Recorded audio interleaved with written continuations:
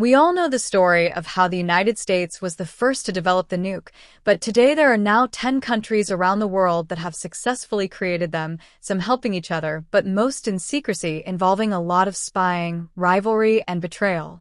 Each of them have a story just as interesting as the US's Manhattan Project, but are rarely told.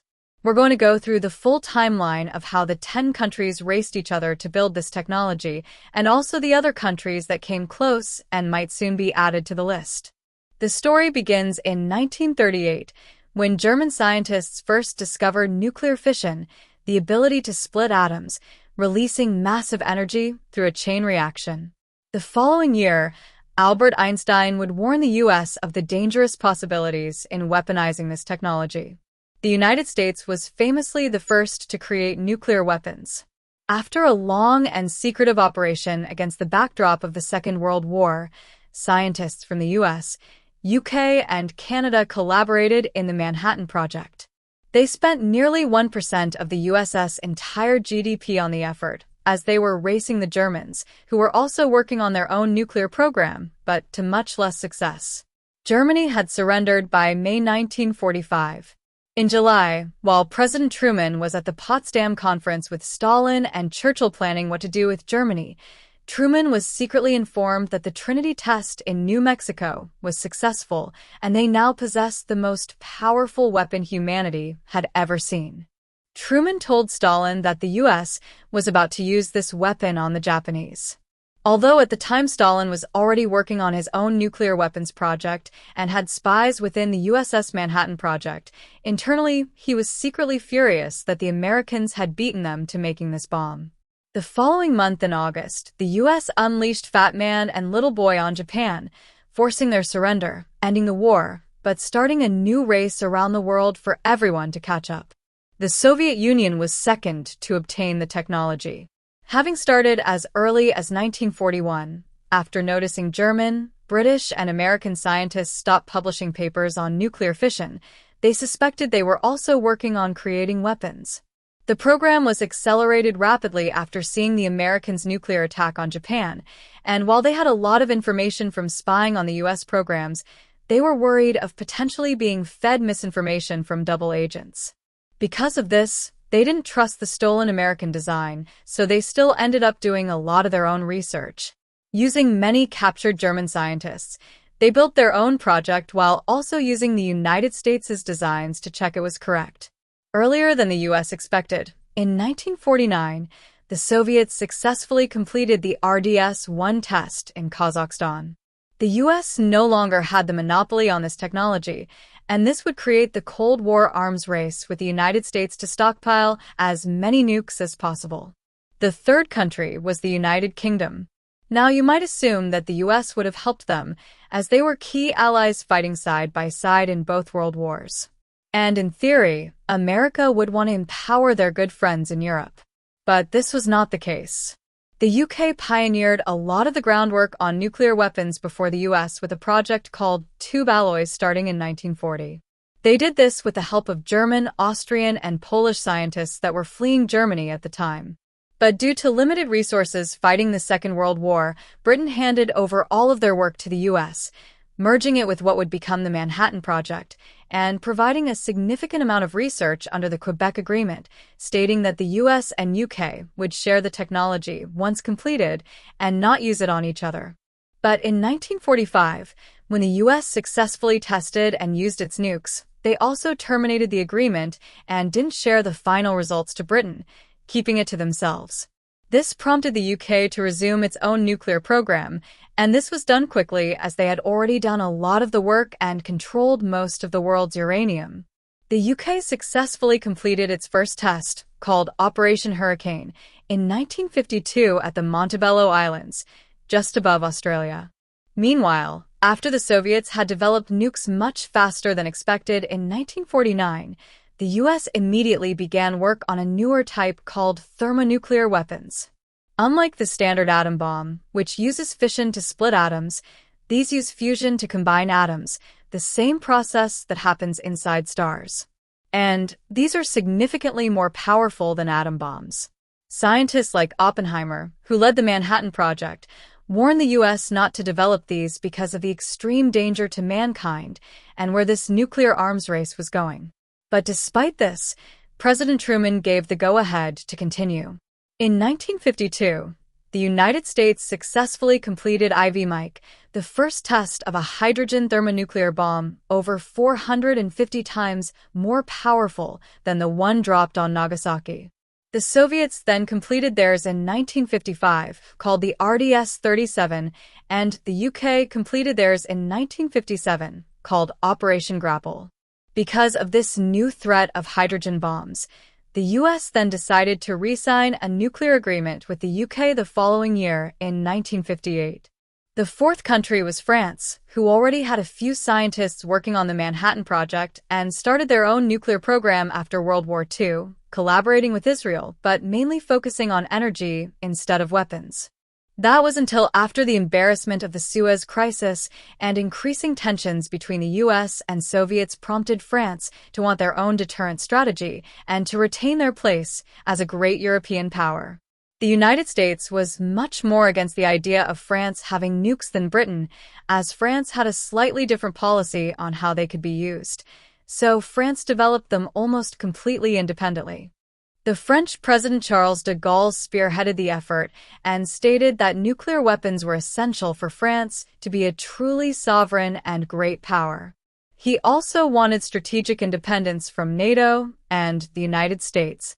They sourced uranium from its colonies in Niger, Gabon, and Madagascar, which was a huge help. And despite being in ruins after the Second World War, the French scientists worked tirelessly. They successfully carried out their first test in 1960, called the Jerbois Blue, in the French colony of Algeria in the Sahara Desert, and then its first hydrogen bomb in 1968. China would be the fifth country on the list wanting their own nukes as a deterrent against the US. Initially, they received a lot of help from the Soviet Union as they saw China as a useful ally. But as Khrushchev began to Stalinizing, China's Chairman Mao denounced Khrushchev's more cautious approach to the West as being too soft and not in line with the true communist principles. This led to a rift between the two nations as Khrushchev withdrew all its help from the Chinese program, leaving them to do the rest of the work alone. China continued their development with impressive speed, especially considering they were dealing with the challenges of the Great Leap Forward and Cultural Revolution. Significant resources were poured into the effort, and they also discovered large deposits of natural uranium, which massively helped. In 1964, the Chinese successfully detonated their first atomic bomb in the large, dried-up lake of the Lop Nor region called Project 596, and only 32 months later they tested their first hydrogen bomb. Which is impressive, as this is the fastest any country has ever gone from fission to fusion bombs. The sixth country was Israel, who is the only nation in the world to never actually acknowledge possessing nuclear weapons and have never declared they exist. So nobody knows exactly when or how many were created, but lots of details have leaked. As mentioned, the Israelis were working with the French since the 50s on nuclear energy, and France helped Israel build a secret nuclear facility in the Negev Desert, which became a problem in 1963. As U.S. President Kennedy became concerned the Israelis were developing nuclear weapons, JFK was strongly opposed to this and demanded the U.S. be allowed to inspect the facility to ensure it was being used for energy and not bombs. Israel repeatedly denied and delayed the U.S. demands, only allowing careful staged inspections while concealing hidden underground facilities that were later revealed to be creating weapons. Israeli Prime Minister and founder David Ben-Gurion was reportedly obsessed with obtaining nuclear weapons, and it created a rift with the United States, who weren't close allies at the time. This cooled off as JFK's successor, Lyndon B. Johnson, was much less aggressive on preventing Israel's nuclear weapons program, which is believed to have been completed around 1967. While Israel's nuclear capabilities had been rumored and speculated all throughout the 60s, a big revelation came later in 1986. Mordechai Vanunu, An Israeli technician who worked at that Negev nuclear research center fled Israel and leaked to the British press a massive amount of photos he took personally and documents detailing what the facility was really being used for. He was then kidnapped by Israel's Mossad in Rome after being lured there by a female Mossad agent he believed he was going on a date with. He was then sedated and brought back to Israel, where he was sentenced to 18 years in prison for espionage and treason in a behind-closed-doors trial.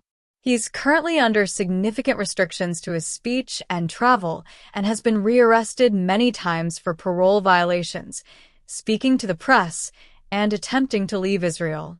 It's also believed from his leaks that Israel has developed thermonuclear weapons. The seventh country on the list is India, who, like many others, expressed the need to have this latest technology after the Second World War, mainly for deterrence and protection from Pakistan and China. Research began in the 1940s, but would take several decades to complete the process. This was accelerated after India lost a border war with China in the Himalayas in 1962 to stop Chinese aggression. It had first been developing nuclear energy, getting supplies for its reactors from countries like Canada and the US, while secretly using them to develop weapons.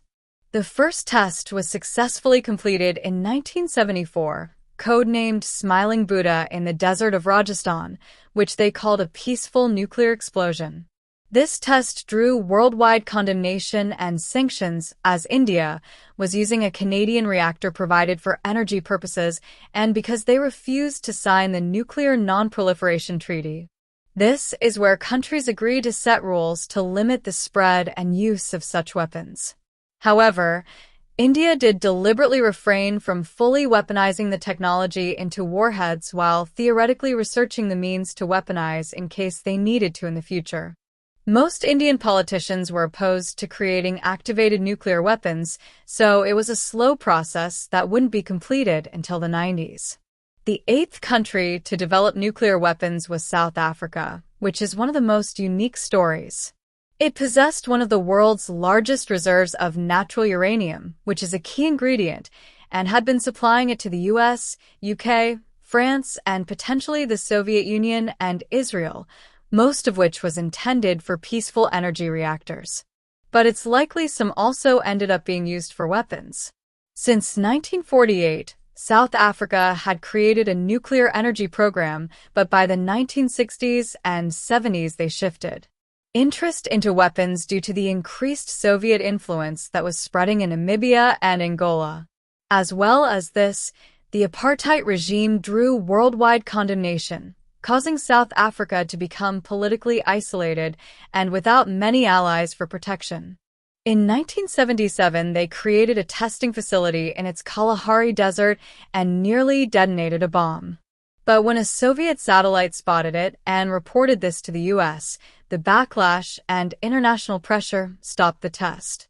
In 1979, U.S. satellites detected a double flash of light in the Prince Edward Islands controlled by South Africa in the Indian Ocean. This was called the Vela Incident and is widely believed to have been a joint nuclear test by Israel in collaboration with South Africa. They likely allowed Israel to test its weapons there in exchange for South Africa, gaining some of this research for its own program who didn't have functional weapons yet at the time. By the mid-1980s, it had created 6 nuclear bombs roughly the size of the one dropped on Hiroshima, and it's believed to have achieved this with the help of Israel, likely in exchange for its large uranium supplies. South Africa maintained deliberate ambiguity around its weapons, never admitting to having nukes similar to Israel to act as a deterrent from hostile nations.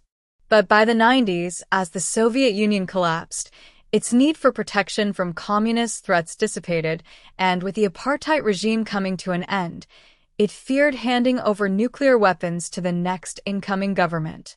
So it opted to be the first nation in history to dismantle and dispose of its nukes, and then admitted to the world that it had actually possessed them.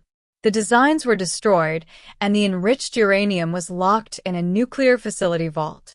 Although in 2007 armed intruders breached the facility and came close to stealing the materials before being stopped.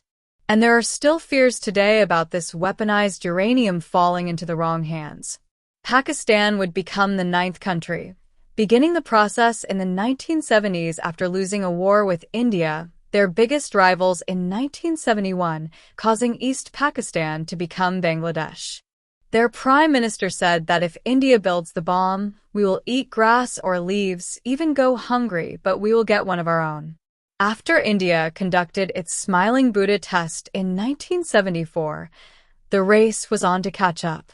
Abdul Qadir Khan was a Pakistani scientist who, while working at the Dutch nuclear facility, stole top-secret intelligence on how to enrich uranium and brought them back to Pakistan, which was a main foundation to their nuclear weapons program. They also had significant help from China, who provided expertise, materials, and blueprints to develop a bomb. This was because China wanted another ally against India, also being one of its rivals, and saw the benefit in arming Pakistan. The U.S. did little to stop Pakistan's nuclear weapons program, initially underestimating their capabilities, but also because Pakistan was a key ally against the Soviet invasion of Afghanistan.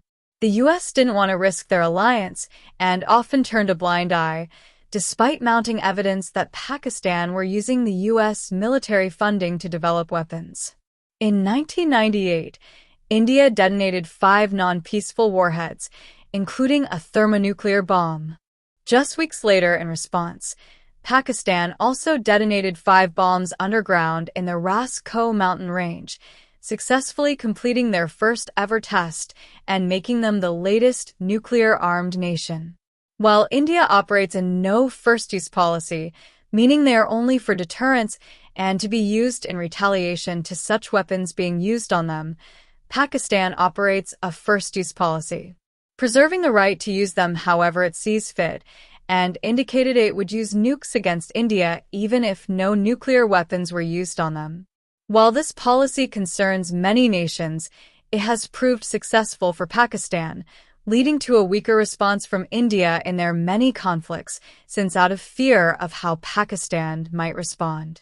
An Indian military spokesperson said that Pakistan's threat of nuclear first use has deterred India from seriously considering conventional military strikes. Abdul Qadir Khan, the man mentioned earlier for stealing the Dutch nuclear blueprints and dubbed the father of Pakistan's nuclear program, confessed in 2004 that he had been involved in illegally selling nuclear weapons technology to North Korea, Iran, and Libya. Seeing as none of these countries are a part of the Non-Proliferation Treaty, it drew worldwide concern about the uncontrolled spread of this technology. North Korea became the 10th and final country so far to develop nuclear weapons. The North Korean founder Kim Il-sung saw nuclear weapons as crucial to ensuring his regime's survival and asserting its power to the world to deter longtime rivals South Korea and the U.S. In the 1950s, the Soviet Union initially helped them develop their first nuclear research facilities for peaceful energy purposes, with many North Korean scientists being trained in the Soviet Union. Both China and the Soviets refused North Korea's many requests to help them develop weapons, and towards the 1970s, North Korea focused on building their own nuclear program using its own large natural uranium deposits, which proved essential as they didn't need to rely on sourcing it from any other country. By the 1980s, the U.S. became aware that North Korea was using spent nuclear energy fuel on creating weapons. Then, in the 90s, North Korea signed the Nuclear Non-Proliferation Treaty, despite secretly building weapons and delaying inspections from the International Atomic Energy Agency. In 1994, the U.S. offered them light water reactors which would allow for peaceful nuclear energy production, while making it very difficult to use them for making weapons like their current graphite reactors were. The North Koreans initially agreed to this deal, but it ultimately broke down in 2002 due to a lack of trust between the two countries. The U.S. accused the North Koreans of secretly enriching uranium, violating the agreement. This led North Korea to officially withdrawing from the Non-Proliferation Treaty and continuing its weapons program. As well as the initial help from the Soviets in the 50s on energy, they also had some limited help from China, but most importantly Pakistan, as mentioned earlier, which was crucial to their development.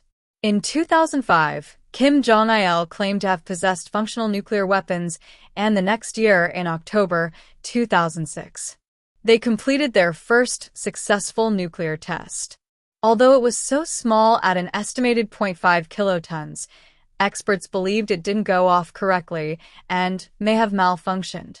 In 2009, while Kim Jong-il's health was rapidly deteriorating, in what's believed to have been a show of strength, they detonated a second, much more powerful bomb, and a third in 2013.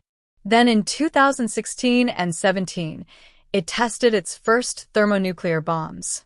Now, while those are the 10 countries that have made their own nuclear weapons, there are lots more that hosted nukes from other countries under alliances for protection and deterrence. During the Cold War, the United States held nuclear weapons in Belgium, Germany, Italy, the Netherlands, Turkey, Greece, Denmark, Greenland, South Korea, Japan, the Philippines, Taiwan, Canada, Morocco, and Puerto Rico, although some of these were brief, and some of them only had vehicles that contained nuclear weapons. Although most of these were removed towards the end of the Cold War, U.S. nukes still remain today in Belgium, Germany, Italy, the Netherlands, and Turkey. The Soviet Union also stored significant amounts in their Soviet republics, with the most being in Ukraine and others being inside Belarus, Latvia, Lithuania, and Estonia, Georgia and Armenia, Kazakhstan, Uzbekistan, Turkmenistan, and as well as briefly in Cuba.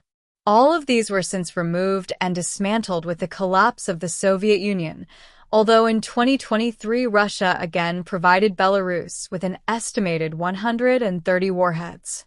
There are also several other countries that were working on developing their own nuclear weapons but abandoned the work due to international pressure or lack of resources.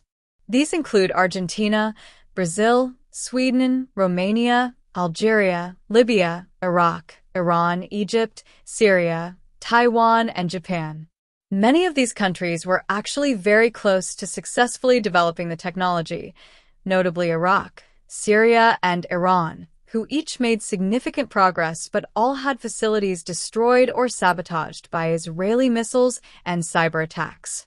Iran is widely speculated to be the next nation closest to developing nukes, but their rival Israel, being the only nuclear-armed country in the Middle East, is very keen to prevent this. Saudi Arabia's leader, Mohammed bin Salman, has also said multiple times that without a doubt, if Iran gets them, then they will too. The Saudis are already working on a nuclear energy program and certainly have the funds and means to create weapons. Japan is considered to be one of the most capable countries in the world that could very easily create nuclear weapons if they wanted to. They have some of the most advanced nuclear energy technology and large stockpiles of enriched uranium, but they currently employ a policy of pacifism. Both Argentina and Brazil were also extremely close to completing their development, having created the infrastructure and technology. But interestingly, Mexico proposed the Treaty of Tlatelolco, declaring the entirety of Latin America to agree to not having nuclear weapons, and every country in the region eventually signed it, except for French Guiana, because it is technically a territory of France, which is a nuclear-armed country, although the territory is still considered part of the treaty and France does not store nuclear weapons there. There are also similar treaties in place around the world since then, which have agreed not to host, develop, or test any nuclear weapons, such as the Rarotonga Treaty covering the South Pacific, the Pelindaba Treaty covering the African continent, the Semi-Platonist Treaty covering Central Asia, the Bangkok Treaty covering Southeast Asia, and the Antarctic Treaty, which prohibits any military activity. However, while these treaties are useful, most of the world's nuclear-armed states store their nuclear weapons inside submarines, which means they are everywhere and anywhere, secretly hidden inside the oceans at any given time. This acts as one of the strongest deterrents, as even if a country's launch facilities were completely destroyed, the submarines live ready, waiting to retaliate, and are impossible to destroy. Creating nuclear weapons is an extremely expensive and conspicuous process, as we saw in the 1979 Vela incident. Even a very small explosion in the middle of the Indian Ocean, hidden under cloud cover back in the 70s, was picked up by a U.S. satellite. So you can imagine the level of surveillance today with the sophistication of satellites. Even when that submersible imploded at the bottom of the Atlantic, the U.S. Navy still detected it, so it is very hard to have a secret nuclear program without the world knowing. But while those are the 10 nations that completed the process, it's likely only a matter of time until more are added to the list.